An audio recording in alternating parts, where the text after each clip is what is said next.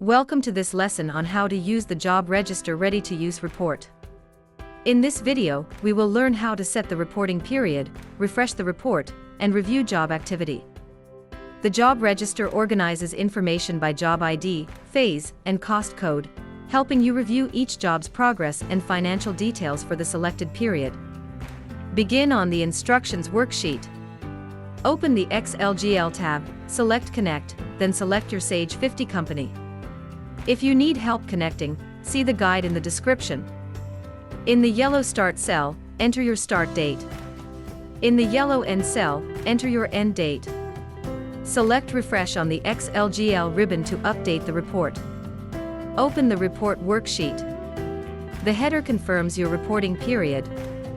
Review the job's progress, phases, cost codes, and % complete.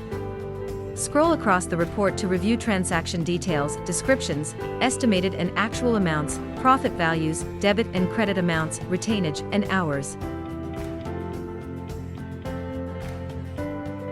This has been a lesson on how to use the Job Register Ready-to-Use report. Continue watching to learn more about XLGL and how you can use it to achieve outstanding reports.